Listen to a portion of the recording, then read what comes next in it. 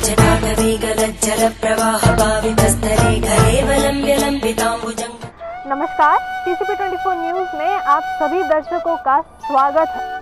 हमारा भारत देश एक ऐसा देश है जहां विभिन्न प्रकार के जातियों के लोग एक साथ मिलजुल कर रहते हैं। इन अलग अलग विभिन्न प्रकार के जातियों के लोग अलग अलग तीज त्योहार रीति रिवाज मनाते हैं। देश के कैलेंडर में 12 महीने, इन 12 महीनों में सैकड़ों त्योहार। इन महीनों में एक महीना सावन का महीना, आम भाषा में बोले तो बारिशों का मौसम। हमारे देश में सावन के महीनों को लेकर एक अलग ही तरह का उत्साह लोगों के बीच में देखा जाता है। सावन महीने की लोगों के बीच में एक अलग ही महत्व है। मान्यताओं के अनुसार सावन में शिव भगवान की पूजा की जाती है। लोग अपने घरों से कांवड़ यात्रा पर भी निकलते हैं। आज मैं अपूर्वा सिंह आपको बताऊंगी कि आखिर क्या है कांवड़ यात्रा के पीछे पूरी कहानी। आखिर क्यों सावन के महीनों में ऐसी मान्यता है कि शिव भगवान पर कांवड़ से जल चढ़ाना चाहिए। हर साल सावन मास में करोड़ों की तादाद में कांवड़िए सुदूर स्थानों से आकर गंगा जल से भरी कांवड़ लेकर पदयात्रा करके अपने गांव वापस लौटते हैं। इस यात्रा को कांवड़ यात्रा बोला जाता है। श्रावण की चतुर्दशी के दिन उस गंगा जल से अपने निवास के आसपास शिव मंदिरों में शिव का अभिषेक किया जाता है। कहने को तो ये धार्मिक आयोजन भर है, लेकिन इसके सामाजिक सरोकार भी हैं। कांवड़ के माध्यम से जल की यात्रा का यह पर्व सृष्टि रूपी शिव की आराधना के लिए है। पानी, आम आदमी के साथ साथ पेड़ पौधों, पशु पक्षियों, धरती में निवास करने वाले हजारों लाखों तरह के कीड़े मकोड़ों और समूचे पर्यावरण के लिए बेहद आवश्यक वस्तु है।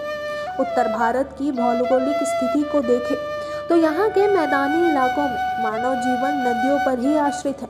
नदियों से दूर दराज रहने वाले लोगों को पानी का संचय करके रखना पड़ता है। हालांकि मानसून काफ़ी हद तक इनकी आवश्यकता की पूर्ति कर देता है, तथापि कई बार मानसून का भी भरोसा नहीं होता है। ऐसे में 12मासी नदियों का ही आसरा होता है और इसके लिए सदियों से मानव अपनी इंजीनियरिंग कौशल से नदियों का पूर्ण उपयोग करने की चेष्टा करते हुए कभी बांध तो कभी नहर तो कभी अन्य साधनों से नदियों के पानी को जल विहीन क्षेत्रों में ले जाने की कोशिश करता है।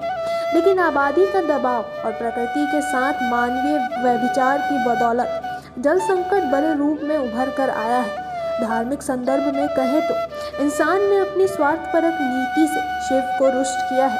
कांवड़ यात्रा का आयोजन अति सुंदर बात है, लेकिन शिव को प्रसन्न करने के लिए इन आयोजन में भागीदारी करने वालों को इसकी महत्ता भी समझनी होगी।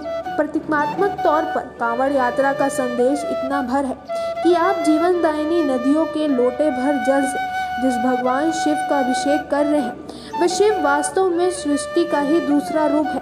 धार्मिक आस्थाओं के साथ सामाजिक सरोकारों से रची कांवड़ यात्रा वास्तव में जल संचय की अहमियत को उजागर करती है।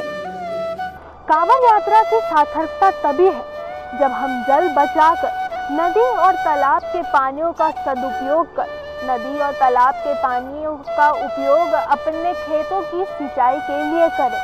अपने घरों के बाहर पशु पक्षियों के पीने की और खाने की व्यवस्था करें, क्योंकि ये दुनिया, ये खूबसूरत दुनिया, ये पर्यावरण जिसमें हम रहते हैं, हम निवास करते हैं, हम सांसें लेते हैं, ये खूबसूरत दुनिया भगवान के द्वारा ही तो बनाई गई है।